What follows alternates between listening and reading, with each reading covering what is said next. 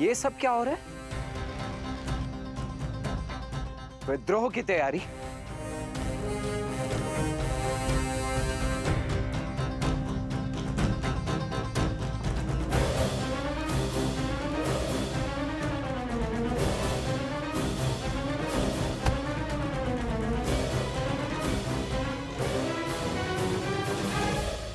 तो अब आप सब श्री राम के विरुद्ध शस्त्र उठाने को उत्सुक हैं। क्या यही है श्री राम और अयोध्या के प्रति आपका सम्मान?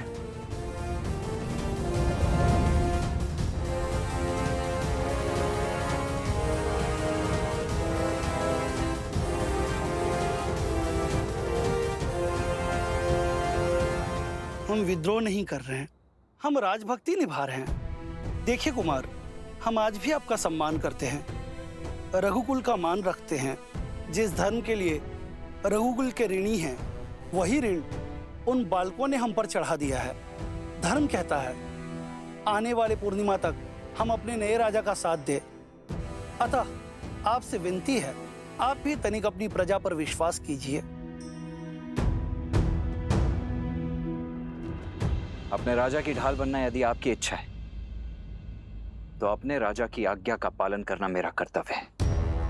उन दोनों ऋषि कुमारों ने हमारे अश्व और मेरे छोटे भाई शत्रुघ्न का अपहरण किया है। अब या तो आप हमें वो अश्व और शत्रुघ्न लौटा दीजिए, अन्यथा युद्ध के लिए सज्ज हो जाइए।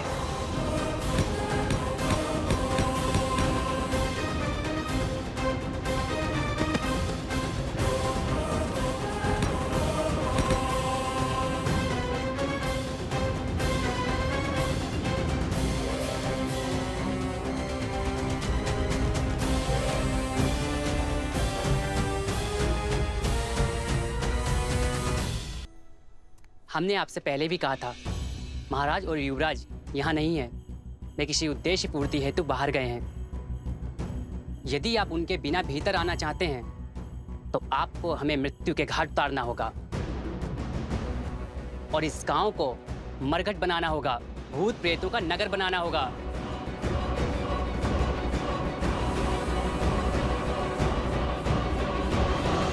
माता, जब आपकी माता ने आपकी प्रतिमा को यज्ञ में विराजमान देखा, तो वो भाव विभोर हो उठी। माता, वो आंखों में आंसू लिए कहने लगी कि प्रभु श्री राम को पहचानने में भूल हुई उनसे। प्रभु श्री राम को जिसने नहीं जाना, उसने कुछ नहीं जाना। माता, ये बात तो उचित कही उन्होंने। माता, शीघ्र ही अयोध्या आपको पुनः पाने का सौभाग्य पाएगी माता।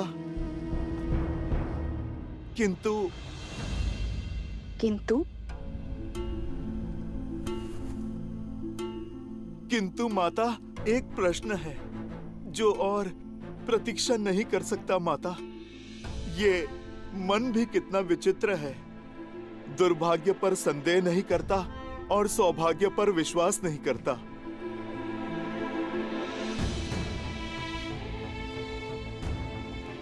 पुत्र का अधिकार है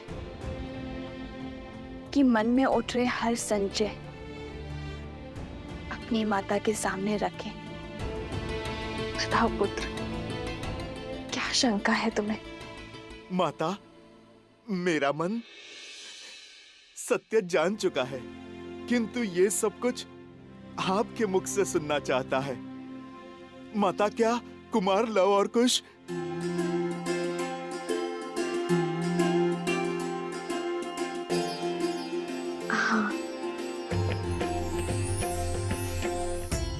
कुछ मेरे ही पुत्र श्री राम के तने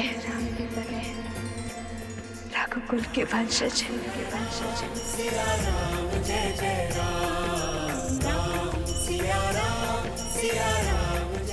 माता, मैं जानता था, मेरा मन झूठ नहीं कह सकता। माता, वो दोनों मेरी माता के पुत्र हैं, मेरे छोटे भाई हैं, मेरे छोटे भाई हैं। माता, मेरे छोटे भाई हैं। लवकुश मेरे छोटे भाई हैं। माता, हनुमान इतनी आयु में भी बचपन। अब माता के सामने तो ये पुत्र बच्चा ही रहेगा ना माता। और फिर माता, बात भी तो ऐसी ही है। मैंने तो लव कुश को देखते ही उनमें आपकी और प्रभु की छवि पाली थी माता। उनकी कला, उनका तेज, उनका शौर्य बिल्कुल प्रभु की भांति है। मेरे प्रभु और मेरी माता की आत्मा का विलक्षण संगम है दोनों।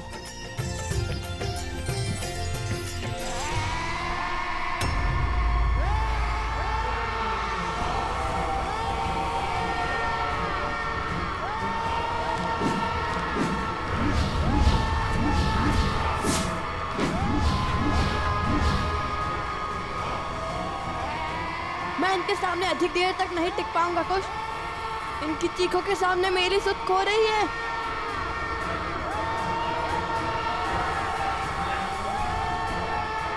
कुश, ये तो रुक ही नहीं रहे।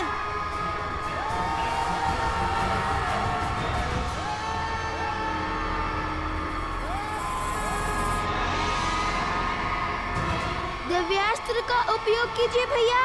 मुनिवर ने हमें इन्हें जीवित करने के लिए भेजा था, इन्हें मारने नहीं। मिल गया उपाय। हनुमान, संभालो स्वयं को। माता, मैं क्या करूं? मन उल्लास के सागर में गोते खा रहा है। उन्हें यहाँ वन में नहीं, वहाँ महलों में होना चाहिए। राजकुमारों के भांति जीना चाहिए माता। समर्पण से बोए और प्रेम से सींचे दाम्पत्य को खंडित करने का साहस कहाँ से लाती है नियति? क्या मैं अयोध्या के कल को आज उनके पिता के सम्मुख नहीं ले जा सकता माता? क्या प्रभु और आपके पग में पड़ी वियोग की बेड़ियों को मैं नहीं काट सकता माता? हनुमान, जब मेरा तप पूर्ण होगा तो मेरे प्रभु श्री राम मुझे और मेरे पुत्र को ढूंढने अवश्य आएंगे। भगवान वाल्मीकि और अन्य मुनिवर लव कुश को जिस पथ पर भेज रहे हैं वो तप का ही पथ है हनुमान। और तुम तो बल और बुद्धि दोनों के ही स्वामी हो हनुमान। तुम्हें कुछ समझाने या बताने की आवश्यकता नहीं है। जो उचित लगे वो करो। जब लव कुश का जन्म हुआ था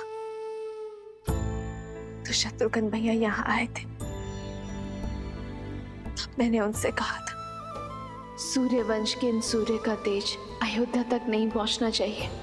आप किसी से कुछ नहीं कहेंगे भैया, किंतु तुम्हें कोई आज्ञा, कोई आदेश नहीं दूंगी, क्योंकि मेरे पुत्र हनुमान का निर्णय अनुचित हो ही नहीं सकता। माता, आपने मुझे डाल दिया ना धर्म संकट में।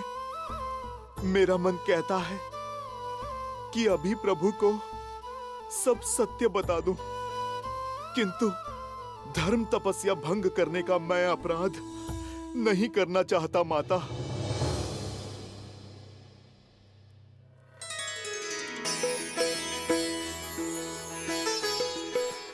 अब तो केवल एक ही है जो मार्गदर्शन कर सकते हैं।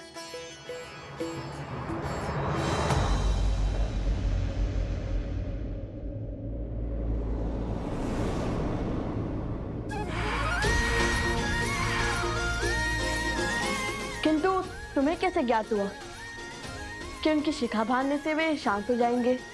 इतना भी अज्ञानी नहीं हूँ मैं भैया। भूल गए भैया, बालपन में जब बालपन? अरे अर्थात जब और भी छोटा था, तब यज्ञोपवीत संस्कार के समय मैंने उपहास में सूंघकर उनकी शिखा खोल दी थी। तब माता ने बताया था, शिखा ऊर्जा को शीश चक्र को चारों ओर केंद्रित करती है। व्यक्ति को उच्च चेतना और दिव्य ऊर्जा से जोड़ती है। इसे खोलकर रखने से ऊर्जा अधिक स्वतंत्र रूप से प्रवाहित हो सकती है और बांधने से रुक सकती है, जिससे व्यक्ति का मन और मस्तिष्क भी स्थिर हो जाता है। अति उत्तम। चलो, कुछ तो पाठ स्मरण है तुम्हें।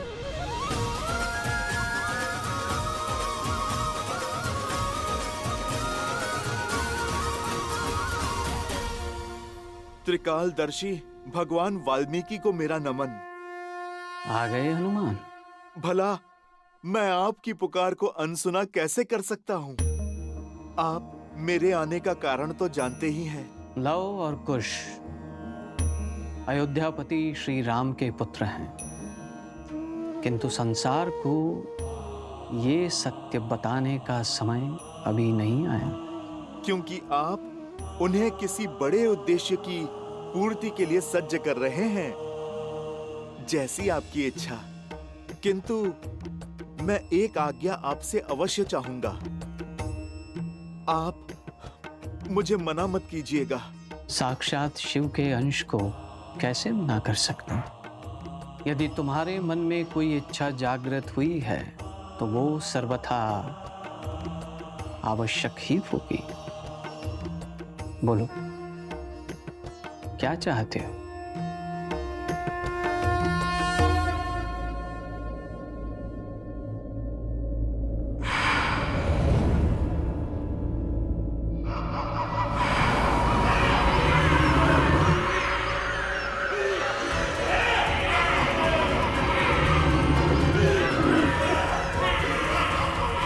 भैया, इन सब की शिखा बांधना तो संभव नहीं है।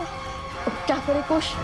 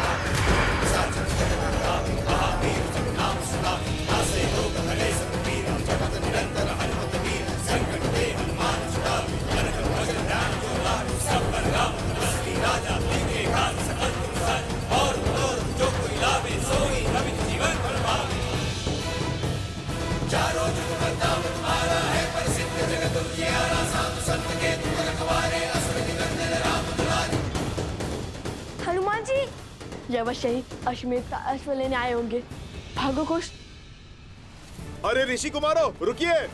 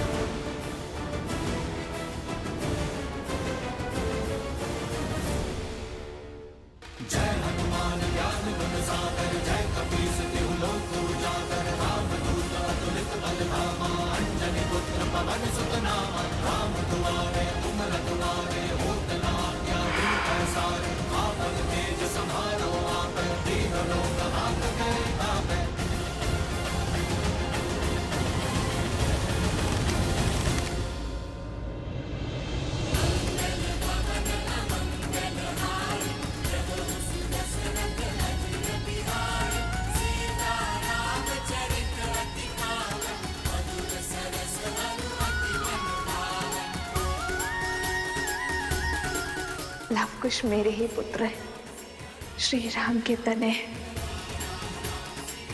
रघुकुल के वंशज। आगे मत बढ़ना, अन्यथा अपने बाण से छल्ली कर देंगे हम। मेरे भैया मुझसे नहीं कहते। रुक जाइए हनुमान जी।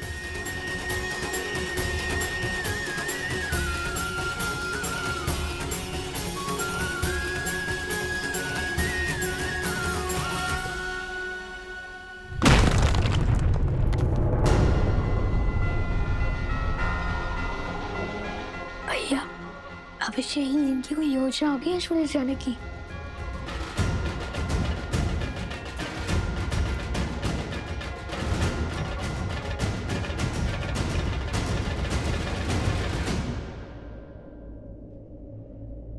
यदि आप अश्वमेध के अस्त्र को लेने आए हैं तो लौट जाइए। उसे ढूंढने में अपना समय व्यर्थ मत कीजिए। उचित कहा भैया। सुना है आप अमर हैं, कदाचित इसलिए बहुत समय है व्यर्थ करने के लिए। समय व्यर्थ करने वालों को एक दिन समय स्वयं व्यर्थ कर देता है। वैसे मैं यहाँ पर अश्व के लिए नहीं आया हूँ। मैं तो प्रभु श्री राम का सेवक हूँ, सैनिक नहीं। बिना इच्छा मैं नहीं लड़ता।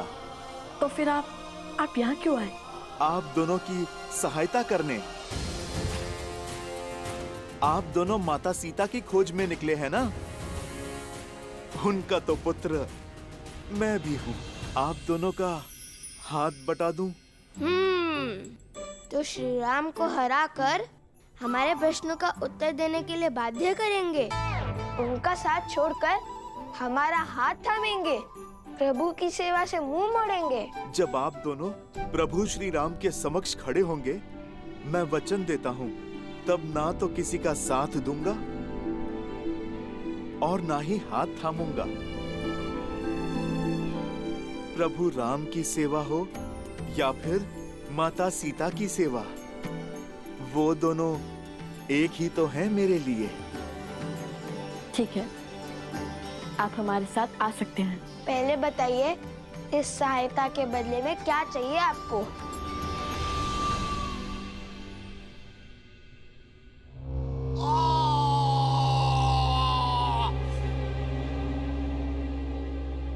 पिछले 15 वर्षों से राम उसके राज्य को जितना नीचे धकेलने का प्रयास कर रहे हैं, वो उतना ही ऊंचा उठता जा रहा है। राम ने सहस्त्रों राक्षसों का संहार किया, अयोध्या में समृद्धि और शांति की ध्वजा लहराई। वहां ना कोई अब भिक्षा मांगता है, ना कोई चोरी करता है। उसने सब कुछ पा लिया और हमने सब कुछ खो दिया। आपका पुत्र, आपका राज्य, आपका सम्मान। आपके भाग में केवल एक जीत आई, राम और सीता का वियोग, और कुछ नहीं। आपकी पराजय हो चुकी है।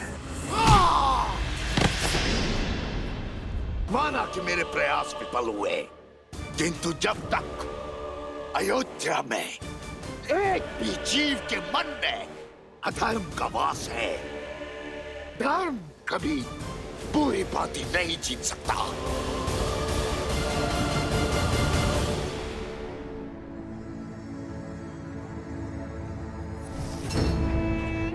सत्य अनेक अर्थी नहीं होता है, उसका केवल एक ही अर्थ होता है, एक ही रूप होता है, एक ही स्वरूप होता है। जबकि मिथ्या शास्त्र मुखोटे लेके घूमता है। दूध में दही की एक बूंद की बात होता है। पहले पहले तो कुछ नहीं बदलता, किंतु फिर सत्य का स्वरूप भी बदल देता है। अगली चाल क्या होगी महाराज? अश्व। कुछ ने उसे यही कहीं छुपाया होगा। मार डालो उसे। लक्ष्मण को वो अश्व जीवित नहीं मिलना चाहिए। अश्व मरा तो राम कभी उन बालकों को क्षमा नहीं करेगा। उनका अंत होगा और तब हम उनका सत्य संसार के सामने लाएंगे। सीता इस विश्वासघात को कभी नहीं सह पाएगी। पति से वियोग का विष तो पी गई, किंतु पुत्रों की मृत्यु का दंश नहीं सह पाएंगे और सीता की मृत्यु राम के अंत का कारण बनेगी।